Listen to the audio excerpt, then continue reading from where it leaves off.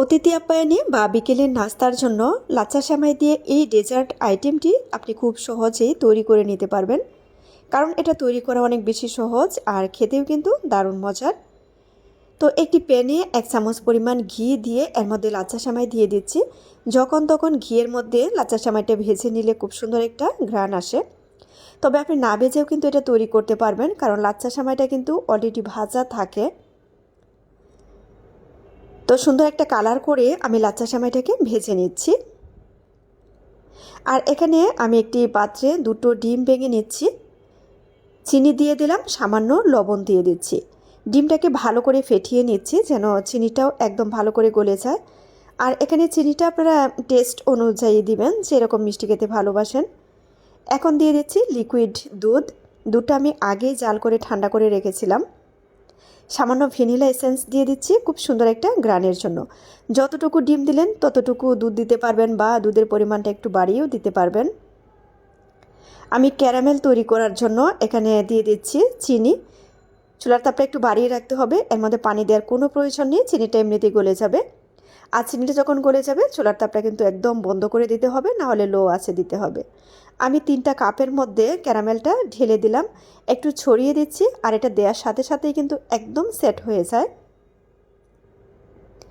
এখন কাপের মধ্যে লাচ্ছা সেমাইগুলো আমি দিয়ে দিচ্ছি, তবে এটা কিন্তু একদম ভরে দেব না, মানে কাপের হাফ পর্যন্ত আমি লাচ্ছা সেমাইটা দিচ্ছি।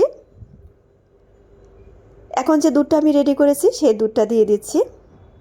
তবে দুধের পরিমাণটা একটু বেশি হলেও সমস্যা নেই, এটা কিন্তু একদম মানে জমে যাবে যখন আমি এটাকে ভাপে সেদ্ধ করব। তো সেমাইয়ের সাথে দুধটাকে একটু ভালো করে আমি মিশিয়ে নিলাম। এদিকে চুলায় একটি প্যান বসিয়ে পানি দিয়ে আমি কাপগুলোকে এভাবে বসিয়ে দিচ্ছি। আর পানিটা আমি কতটুকু দিচ্ছি আপনারা দেখে বুঝতে পারবেন। অতিরিক্ত পানি দেওয়া যাবে না, তাহলে দেখা যায় কি বলক এসে একদম মানে কাপের ভিতরে পানিটা চলে আসবে। আমি এটাকে জাল করে নিয়েছি, 10 থেকে 15 মিনিট জাল করলে এটা সেদ্ধ হয়ে যায়। তো আমি 15 মিনিট পর এটাকে একটু চেক করে দেখে নিচ্ছি যে হয়েছে কিনা। এটা কিন্তু হয়ে গেছে। তো নামিয়ে ঠান্ডা করে তারপর আমি 1 ঘন্টার জন্য নর্মাল ফ্রিজে এটাকে রেখে দেব। তো ফ্রিজ থেকে বের করে নিয়ে আসলাম, এটা কিন্তু একদম ভালো করে জমে গেছে। তো একটা ছুরি দিয়ে এভাবে কিন্তু ছাড়িয়ে নিতে হবে। কাজটা কিন্তু একটু আস্তে আস্তে করবেন, না হলে দেখা যায় কি ডেজার্টটাই মানে কেটে যাবে। তো মাশাআল্লাহ কি সুন্দর দেখা যাচ্ছে, একদম পারফেক্ট হয়েছে ডেজার্ট আইটেমটি।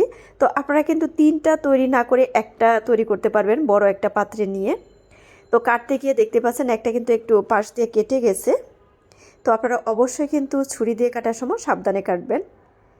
যাদের কাছে সহজ রেসিপি ভালো লাগে পেজ ফলো করে পাশে থেকে সাপোর্ট করবেন, আর আমার চ্যানেলটি সাবস্ক্রাইব করে রাখবেন প্লিজ। সবাইকে অসংখ্য ধন্যবাদ রেসিপি দেখার জন্য।